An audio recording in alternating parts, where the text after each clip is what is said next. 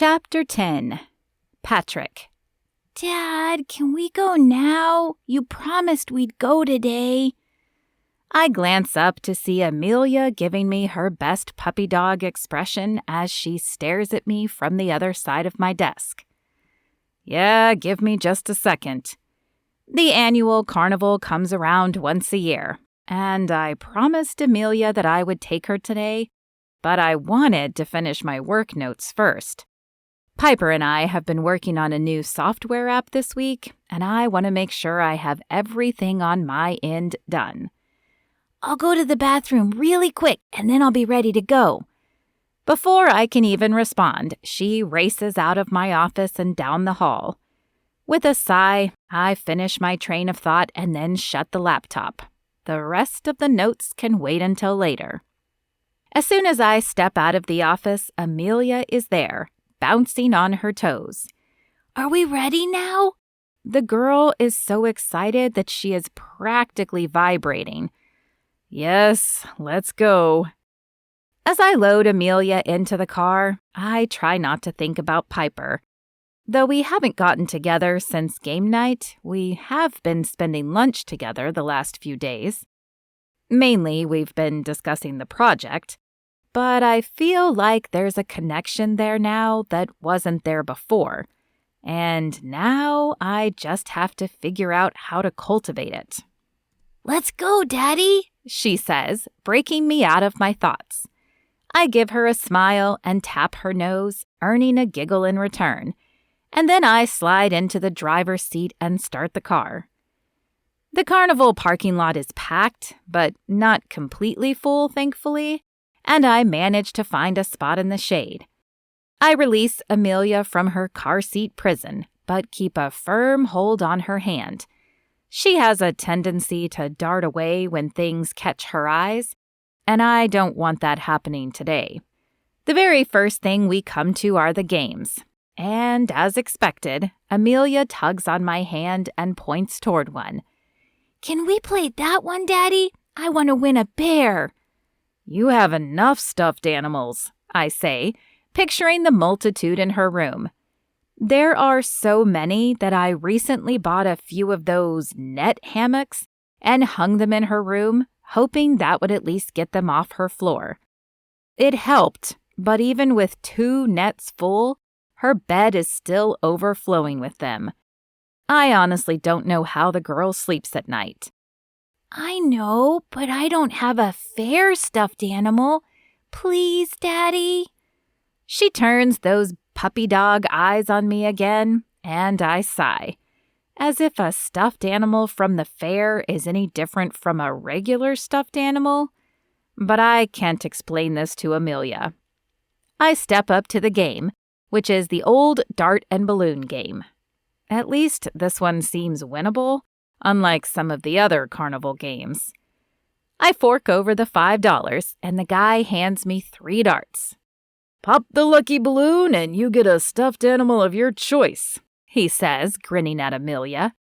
Hit the pink balloons, Daddy. I know the lucky one is behind a pink balloon, she says, as she tugs on my shirt. Pink balloons it is.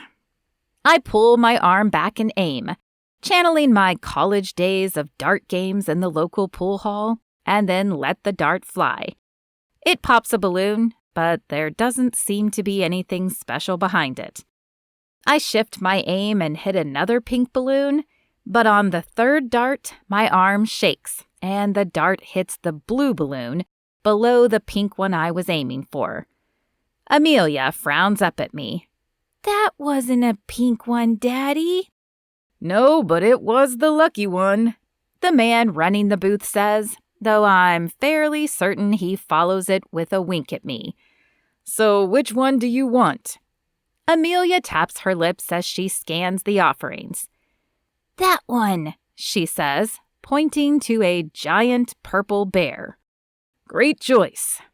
The man pulls the bear down and hands it to Amelia, but before we get 10 feet from the booth, she shoves it in my arms and tugs me in a new direction. And now I understand why the games are the first thing you come across. It's so poor suckers like me can carry the prize all through the carnival and be free advertising. It's an ice cream cart. Can we get one, Daddy? Sure, Em. It's a good thing I had planned on blowing money today, because we haven't even gotten to the rides, and I know she'll want to do a few of those as well. The ice cream cart doesn't have a lot of flavors, but Amelia chooses a strawberry scoop on a cone, and I choose chocolate. A few minutes later, the vendor hands over a tower of pink. Amelia's little hands reach for it, grasping at the air, and as soon as I hand it to her, she shoves the scoop in her mouth. "Whoa there," I say, putting my hand over hers to slow her down. "You've got to take it easy or you'll get a brain freeze." Amelia mumbles something incoherently through the huge mouthful of ice cream crammed inside her cheeks, but she does seem to slow down. With a chuckle, I turn to pay the vendor, shuffling the purple bear to my left arm so I can dig for my wallet with my right. I hand over the money and take my ice cream, but we haven't gotten very far when the bear starts slipping in my arms. I try to adjust my grip, but when I do, I forget about the ice cream being in my other hand and shove it right into my shirt. The sudden cold makes me shout in surprise, and the bear tumbles to the ground anyway. "Oh, no!" Amelia cries dramatically as the ice cream falls off my shirt and plops on the ground, thankfully missing the bear. I glance down at the growing chocolate stain and sigh. "Aw, man, really?" Amelia bursts into giggles, pointing at my shirt. "You made a mess." I shake my head and laugh. At least I'm not planning on impressing anyone today. "Well, I guess that's one way to start the day. Hold on to yours while I grab some napkins." I pick up the bear and we walk slowly toward another vendor where I grab some napkins, wiping at my shirt to clean it up the best I can.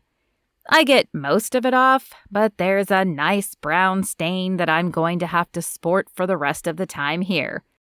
Thankfully, the giant bear in my arms does a decent job covering the stain. We find a place to sit so Amelia can finish her ice cream without making the same mistake I did. When she is finished, we head deeper into the carnival toward the rides. The ice cream on my shirt is quickly forgotten as we take in the sights and sounds around us. There are still a few game booths, as well as a man claiming he can guess your age, a strength meter, and a fortune teller. Screams of excitement and terror float in the air from the rides. "Ooh, can we go in the funhouse first?" Amelia asks, pointing to the colorful building to the right. "Sure thing." I let her lead the way, keeping a tight hold on the bear as she weaves us through the crowd of people. The first part of the funhouse is the crazy mirrors, and Amelia laughs as she grows tall and skinny, and then shrinks back down and stretches wide. "We need mirrors like this in our house." "I don't think they'd be very helpful," I say, chuckling as I think about trying to dress with a mirror that stretches me out. "Maybe not, but it would be fun." She smiles up at me and pulls me into the next room. My head immediately spins as I scan the room. It is a maze of mirrors, and they are so clean that it's hard to see which way to go.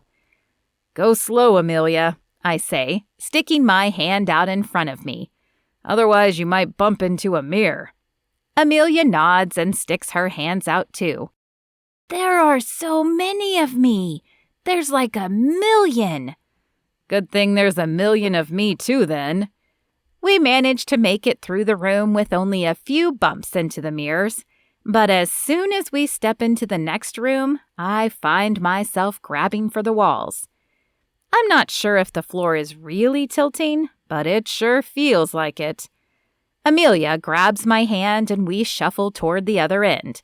But just as I'm about to step through, the floor does tilt, and I go stumbling out the exit, the bear blocking my vision and my other hand holding on to Amelia. I'm expecting to tumble to the ground, but instead I fall into something that yelps. Then I feel hands steadying me and hear a surprised voice. Patrick, is that you? When I regain my balance, I look up, and sure enough, Piper is standing there, a confused expression on her face. Hi, Piper. I didn't expect to see you here. And then I remember the stain on my shirt. Seriously? So much for not trying to impress anyone. I move the bear nonchalantly to cover the stain. What are you doing here? She rolls her eyes. My roommate Belle dragged me here. She wanted to blog about it.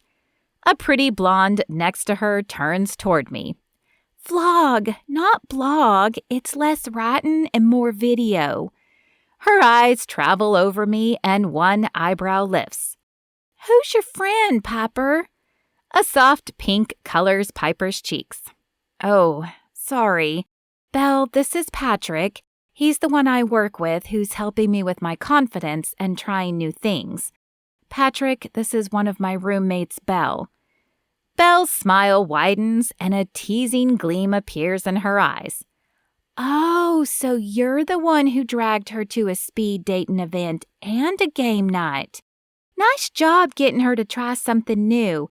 But when are you going to do it again? Belle, Piper hisses and shoots her a glare, but the other girl simply shrugs. I'm not sure. We've been busy at work. I glance to Piper to see if she has any input, but she just shrugs. Soon, I guess. Belle, this is my daughter Amelia.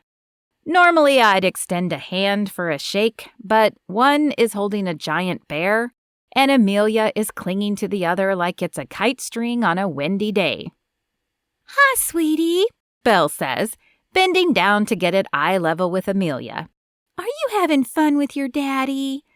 Amelia nods and then looks to Piper.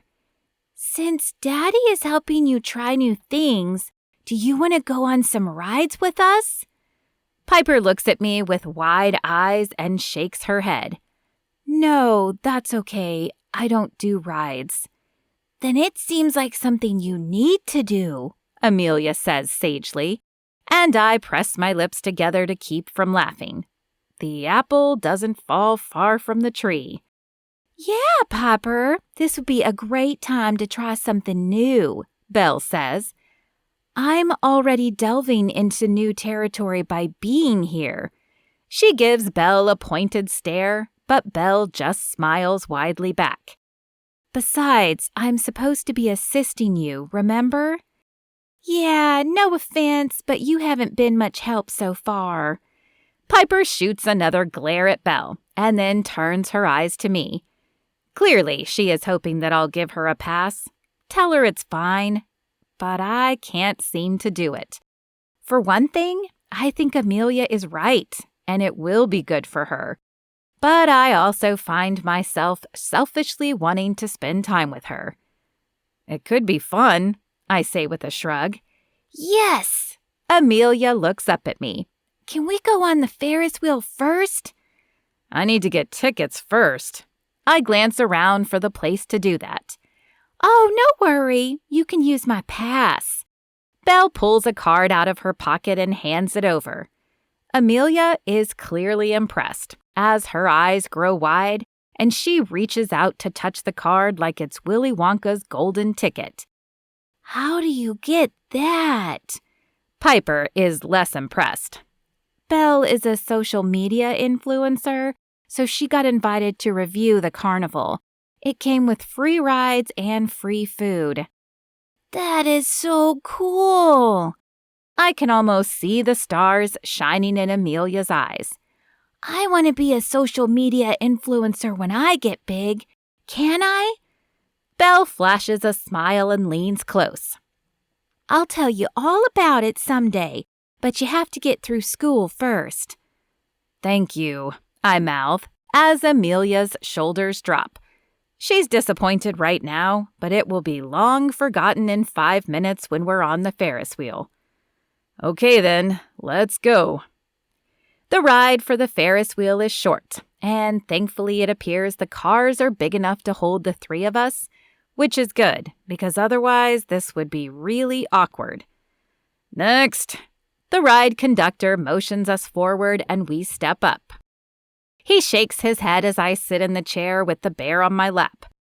No room for the bear. You can leave it here and get it after the ride. I hand over the bear, forgetting all about the stain on my shirt, until Piper's eyes widen and she covers her mouth to keep from snickering. What happened? She asks. Ice cream mishap, I mutter, as the bar locks into place over our laps. I see, she says, biting back a smile. Daddy spilled his ice cream trying to save my bear, Amelia says, smiling up at me like I'm her hero. My annoyance dissipates as I realize the stain doesn't matter in the grand scheme of things. And then an idea pops into my head. Hey, are you up for another new experience? I ask, as we wait for the ride to start. I thought this was the new experience. No, I mean after this. She shrugs. Probably not, but what are you thinking? I just remembered that next weekend is a Tough Mudder. I've already signed up, but it's not too late to register. It would be something new to try, and it will definitely get you out of your comfort zone. She blinks at me for a moment, clearly stunned. That's some sort of exercise course, right? I smile and nod. It is. The ride starts and Piper gasps and grabs the handle tightly. Her eyes are focused on her lap. I don't think I'd be good at that. I don't even like rides. In fact, I can't believe I'm on this. You're doing great, Miss Piper, Amelia says from between the two of us. And I bet you could do the exercise course too. Daddy always says you have to at least try. Right, Daddy? That's right, Em. I didn't plan this meetup with Piper, but it couldn't have been more perfect. If you take a deep breath and look around, Piper, I think you'll find that the view is pretty amazing. Yeah, it's so pretty up here, Amelia says from between us as the car nears the top of the wheel. Piper inhales and then looks out. Oh, it is pretty.